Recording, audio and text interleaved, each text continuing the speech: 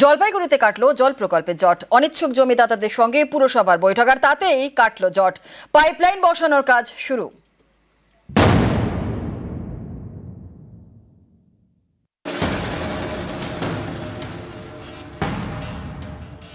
জলপাইগুড়ি পুরসভার উত্তর সুকান্তনগর। এখানে বছর খানেক ধরে আটকে ছিল জল প্রকল্পের কাজ। জলের পাইপলাইন বসানোর কাঁটা ছিল মাত্র 50 মিটার জমি। আলোচনার মাধ্যমে সে জমি জট কাটালো জলপাইগুড়ি পুরসভা। রবিবার শুরু পাইপলাইন বসানোর কাজ। আটকে ছিল, আমার ভাগনাগুলো না করছিল। না, আমি বলেছি যে আমার বাবার সম্পত্তি আমি দিয়ে দিই। আপনি যে রাজি হয়ে হ্যাঁ, রাজি হই। সবাই জল পায়, সবাই পায়, যাতে জল থেকে কেউ বঞ্চিত না হয়। জলপাইগুড়ির বিবেকানন্দ পল্লীর পাশ দিয়ে বয়ে গিয়েছে তিস্তা। নদীর জল ফিল্টার করে বাড়ি বাড়ি পৌঁছে দিতে 2017 সাল থেকে কাজ শুরু করে পুরসভা। জলপাইগুড়ি শহর এবং তিস্তা পাড়ের প্রায় 3 লক্ষ বাসিন্দা এই জল পাবেন। জলপাইগুড়ি শহরের বালাপাড়ার জলের প্লান্ট তৈরি করা হয়। কাঁটা হয়ে দাঁড়ায় জলের প্লান্টের সামনের মাত্র 50 মিটার জমি। 50 মিটার জমিতে পাইপলাইন বসানোর কাজ বাকি ছিল। পুরসভার দাবি, শরিকি বিবাদের জেরে জমি দিতে রাজি হয়নি 8টি পরিবার, তাই এতদিন কাজ শেষ করা যায়নি। শনিবার এবং রবিবার অনিচ্ছুক জমি মালিকদের নিয়ে আলোচনায় বসে পুরসভা। সেই আলোচনাতেই জট কেটেছে। জল প্রকল্পের কাজে জমি দিতে 8টি পরিবার রাজি, তাই রবিবারই কাজ শুরু। প্রায় 7.5 কিলোমিটার এক্সট্রা পাইপলাইন গ্রামবাসীর জন্য নিয়েছে। এই জলটা কিন্তু আর্সেনিক মুক্ত, আয়রন মুক্ত, ভাইরাস মুক্ত, ব্যাকটেরিয়া মুক্ত। দু একজনের বাধা ছিল, আমি বললাম কোনো যদি আপত্তি থাকে আসুন পৌরসভায় কথা হবে, কিন্তু 3 লাখ মানুষ যার দ্বারা উপকৃত হবে তার কাজ কখনো আটকাতে হবে না। জলপাইগুড়ি থেকে শান্তনু কর, নিউজ 18 বাংলা। ভারতের প্রথম বিধবা বিবাহ উত্তর কলকাতার কৈলাসবোস স্ট্রিটের বাড়িতে। ঐতিহাসিক এই বাড়িকে হেরিটেজ হিসেবে ঘোষণা করতে চায় কলকাতা পুরসভা। সেই মতো প্রস্তাব গিয়েছে হেরিটেজ কনভারসেশন কমিটিতে।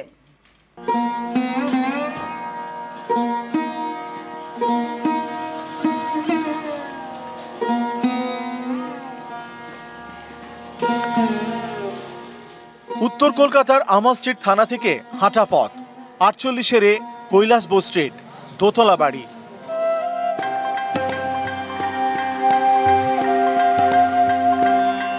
এই বাড়িতেই দেশের প্রথম বিধবা বিবাহ দিয়েছিলেন ঈশ্বরচন্দ্র বিদ্যাসাগর।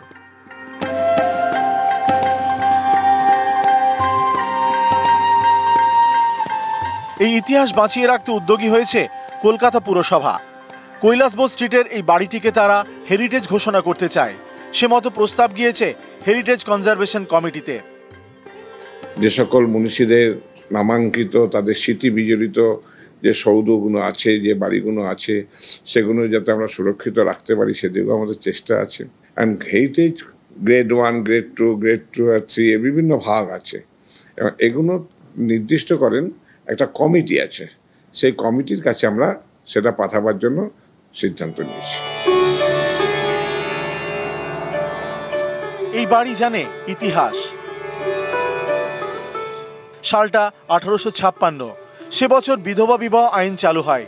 ঈশ্বরচন্দ্র বিদ্যাসাগরের অক্লান্ত প্রচেষ্টায় তৈরি হয় এই আইন।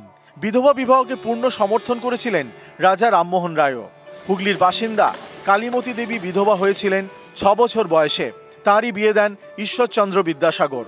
ভারতে প্রথম বিধবা বিবাহ। কালীমতী দেবী এবং শ্রীশচন্দ্র বিদ্যারত্নের বিয়ে হয় কৈলাসবোস স্ট্রিটের এই বাড়িতে। এ বাড়ির মালিক ছিলেন রাজকৃষ্ণ বন্দ্যোপাধ্যায়। এখন এই বাড়িতে কেউ থাকে না। কুসংস্কারে আচ্ছন্ন সমাজের মধ্যে প্রাণ পুরুষ হিসেবে আবির্ভূত হলেন দুজন, রাজা রামমোহন রায় এবং বিদ্যাসাগর। বিদ্যাসাগর নিজে বলেছিলেন যে আমার জীবনের একটি প্রধান সৎকর্ম হলো বিধবা বিবাহ প্রবর্তন। ঐতিহাসিক ঘটনা বলা যেতে পারে। এইটা কলকাতা কর্পোরেশন হেরিটেজ আখ্যায়িত করেছেন এবং এটা সংরক্ষণের জন্য করেছেন। এটা একটা সাধুবাদ জানাই। এটা তো আমাদের খুবই গর্বের বিষয়। এটা হেরিটেজ করলে তো সাধারণ বাঙালিতে ইতিহাস সম্বন্ধে সকলে জানতে পারবে। এই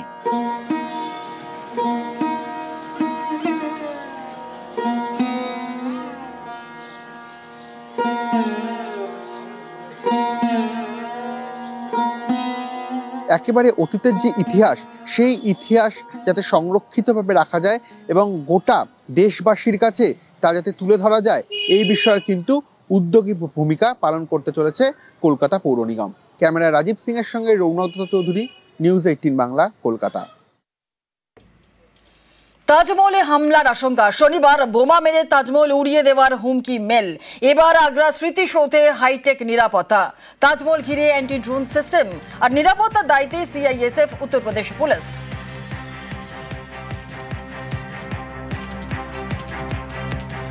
বারবার ধর্ম বেছে হামলা পাকিস্তানের, পহেলগাঁওয়ে ধর্ম জেনে হত্যা লীলা। অমৃতসরের স্বর্ণ মন্দিরে একের পর এক ড্রোন মিসাইল, গুরুদ্বার থেকে চার্চ মন্দির, পুঞ্চ রাজৌরির একাধিক ধর্মীয় স্থানে হামলা ইসলামাবাদের। ধর্মের পর এবার পাক টার্গেট সৌধ।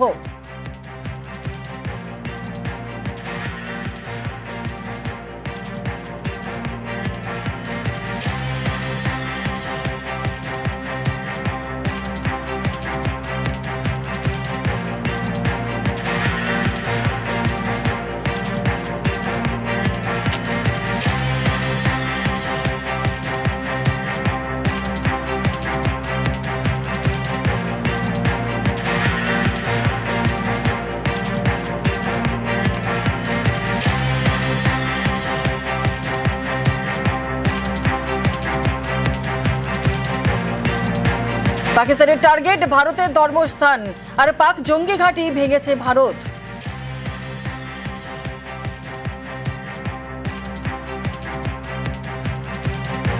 आतंकवादियों ने पहलगाम में आतंकवादी घटना को अंजाम देकर भारत की सामाजिक एकता को तोड़ने का भी प्रयास किया गया है। उन्होंने भारत के माथे पर वार किया, हमने उनकी छाती पर वार किया है और छाती पर घाव किया है। आतंकियों ने भारतीयों को धर्म पूछकर देखकर मारा, धर्म पूछकर मारा, तो हमने आतंकियों को उनका कर्म देखकर मारा है।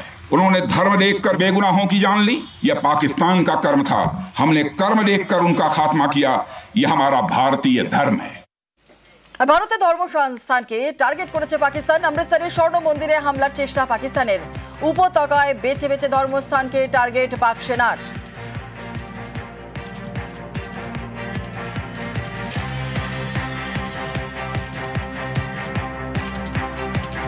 8 मई की सुबह को अंधेरे में पाक ने अनुमान अनुसार ड्रोन और मिसाइल के जरिए से सभी सैन्य एवं सिविल ठिकानों पे और खास तौर पे गोल्डन टेम्पल पे भारी तादाद से ड्रोन का हमला किया। क्योंकि हम इसके लिए तैयार थे, तो भारतीय सेना के आर्मी एयर डिफेंस के सतर्क और सशक्त योद्धाओं ने पाकिस्तान के नापाक इरादों को पूरी तरीके से ध्वस्त करते हुए ड्रोन और मिसाइल हमले को पूरी तरह से विफल कर दिया और हमने गोल्डन टेम्पल पे एक आंच भी नहीं आने दी। ধর্মের পর পাক টার্গেট সৌধ, বারবার ধর্মকে টার্গেট পাকিস্তানের। পহেলগাঁওয়ে ধর্ম জেনে খুন পাক জঙ্গিদের, আর পুঞ্চে একের পর এক গুরুদ্বারে হামলা পাক সেনার। পুঞ্চে মন্দির লক্ষ্য করে পাক সেনার গোলাগুলি, স্বর্ণ মন্দিরে মিসাইল হামলার চেষ্টা পাকিস্তানের। ধর্মের পর এবার টার্গেট সৌধ, তাজমহল।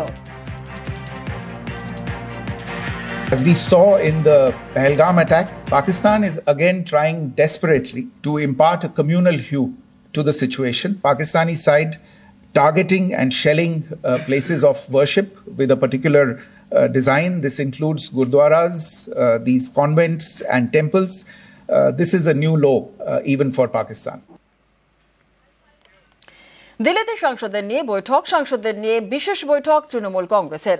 আর আগামীকালই দুপুরে বৈঠক হওয়ার সম্ভাবনা রয়েছে। সব সাংসদকে দিল্লিতে হাজিরা থাকার নির্দেশ দেওয়া হয়েছে। বৈঠকে একাধিক ইস্যু নিয়ে আলোচনার সম্ভাবনা রয়েছে।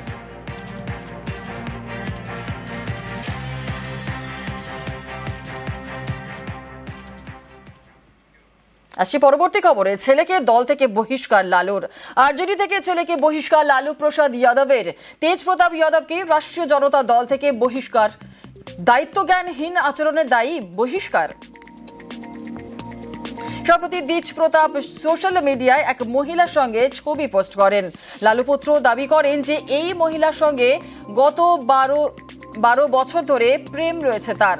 আর সেই পোস্ট প্রকাশ্যে আসার পরই শোরগোল পড়ে যায় বিহারের রাজনীতিতে।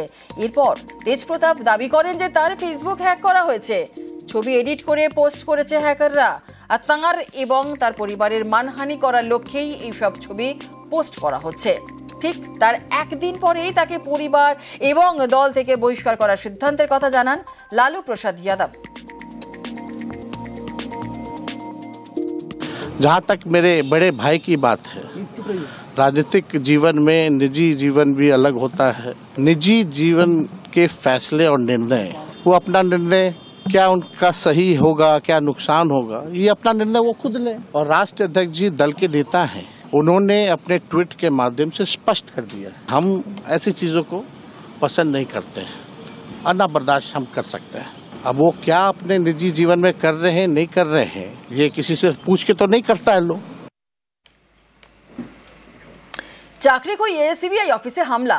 লখনৌয়ে তীর ধনুক নিয়ে সিবিআই অফিসে হামলা। সিবিআই এর এসআই কে লক্ষ্য করে পর তীর আর হামলাকারীকে পাল্টা লাঠি পেটা। এই হামলায় অভিযুক্ত দীনেশ মুর্মুকে গ্রেফতার করা হয়েছে। হামলার জেরে সিবিআই দপ্তরে রীতিমতো হুড়োহুড়ি।